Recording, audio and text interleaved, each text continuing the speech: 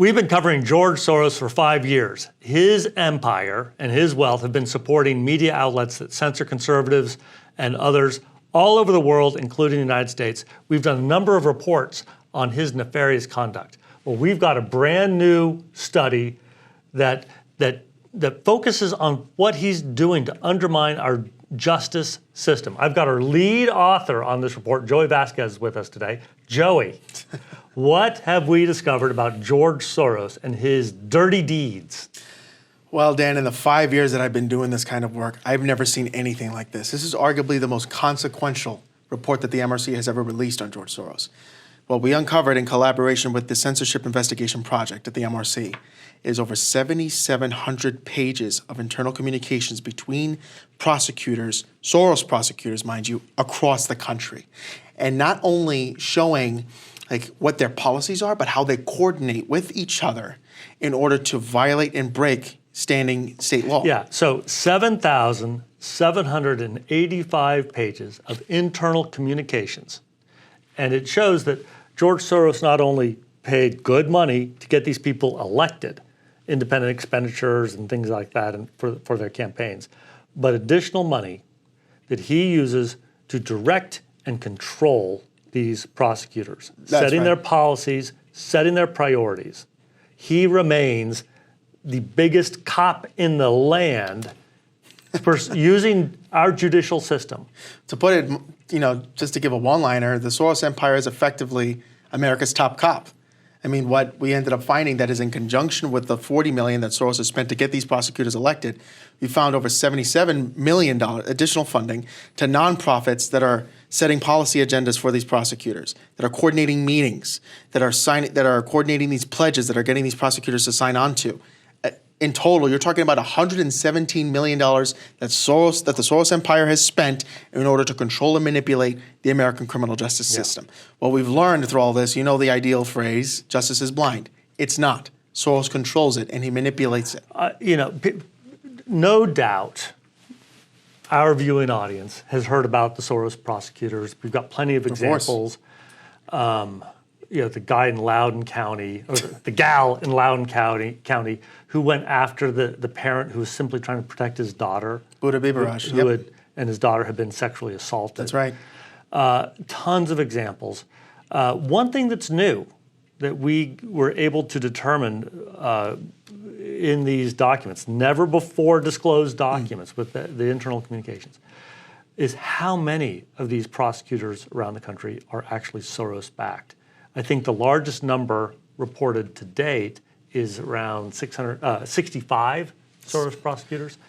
We now can show that there are at least 126 Soros prosecutors rampaging around the country, enforcing a radical agenda through our court system. And at least until now, we thought that Soros was only trying to get these people elected and they were acting on their own accord. Well, it turns out it's not. There's this entire secretive cabal that's operating in the shadows that the American people do not know about. They're working with each other on this. And what we discovered is that if you look at these prosecutors in their respective jurisdictions, adjusting for the U.S. population, 30% of the U.S. population is under the jurisdiction of a Soros prosecutor. Almost a third of America is being controlled. And I'll tell you one thing that's really disturbing to me is that oftentimes these prosecutors are are supposed to be serving our most vulnerable citizens, who you might say need the most protection. But these Soros prosecutors are not protecting the average American. They are out there to protect criminals and criminal conduct often. They're taking their cues from Soros-backed proxy groups. Not cues. Yeah. They're marching orders. They're marching orders, yeah, exactly. So you get groups like Fair and Just Prosecution, which is a project of the Soros-funded Tide Center. It's kind of like the head of the snake of this whole cabal. FJP is controlling policy agendas, helping, or not just helping, they're telling these prosecutors who to staff in their offices. And this, Wait, I want to slow down for a second. Sure. Because you've just said something that is so important. Soros funds these groups, giving these groups detailed instructions. You want my money? This is what you're going to do. And these groups then carry that out. So like Fair and Just Prosecution, it's millions of dollars from George Soros. And Fair and Just Prosecution then determines the priorities and policies of these prosecutors. That's right.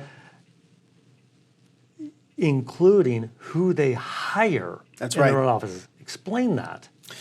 Well, it's not just simply giving recommendations. It's not just some nonprofit group just giving recommendation to these prosecutors on who they should have in their office. No, they're telling the prosecutors who they should staff in their offices, whether it be through students that they are connected to that are radicals, right? Those that fit right in line with the Soros vision or the leftist vision that FJP has. They tell the prosecutors that are within their network, this is who you need to have in your office. And this is what these documents show. So what does it show? It showed that Soros-backed groups are directly controlling the staffing in the offices of these prosecutors. And to mind you, this is the justice system that the American people are subsidizing as well. They're paying for this. And when we say that there are 126 Soros prosecutors, we're not including all of these younger attorneys who are being installed. These 126 fall into three categories. Those who were financially backed for their election campaigns and re-election campaigns with his independent expenditure ads. That's right. Those who went to meetings, the meetings called by the Soros network. By the Soros group, yeah. And oftentimes these meetings were deemed mandatory. You shall come. And so these prosecutors would go to these meetings, as they were beckoned to get their instructions and to be told what they're going to do. And then the third kind of category are the Soros prosecutors who signed the pledges, the Soros pledges. We are not going to enforce these various laws, essentially amounting to a prosecutorial veto. The law says that, X, Y, and Z, for example, that young people are not going to be eligible, for sex change operations. And the Soros prosecutors are saying, we pledge we are not going to enforce those laws. That's exactly right. And I want to stress something. I used to practice law. I used to be a practicing attorney. Every prosecutor has discretion over laws they're going to enforce.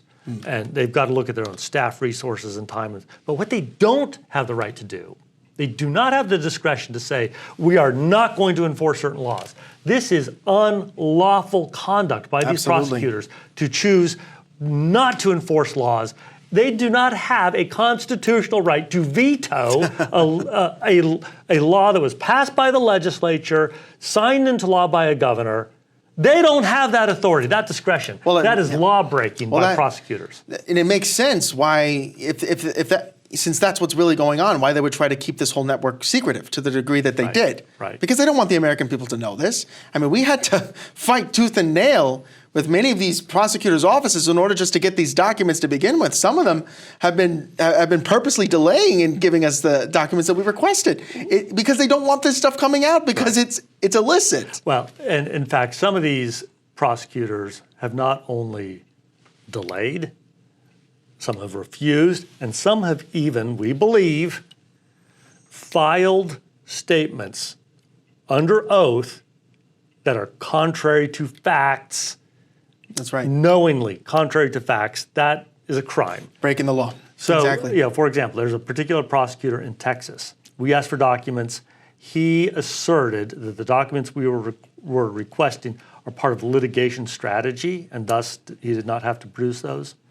And so we appealed to the Attorney General. This prosecutor filed a statement with the Attorney General of Texas claiming that these were litigation. Well, we've got from other Soros prosecutors in Texas the same documents, and they're not litigation strategy. No, they are falsified. Just their communications, their internal communications. What it showed is that this particular prosecutor, which you'll read about in this latest report that we're releasing, that this prosecutor essentially falsified a statement, an official statement to the Attorney General. They're willing to circumvent the law in order to protect themselves. Well, it is a crime. Knowingly file a false statement. That's right. With and government. so they're willing to go to that length in order to protect themselves from this cabal with Soros Soros being the head of the snake of it all, for lack of a better word. So Joey, you are our lead author on this. I'm also an author on this. Tim Kilcullen, our senior counsel for investigations, is an author, and so is Tom Olahan. That's right. Now, Tom, he had a significant contribution to this relating to, the consequences that some of these That's right. prosecutors have incurred based on their unlawful conduct Exactly. or their undemocratic conduct.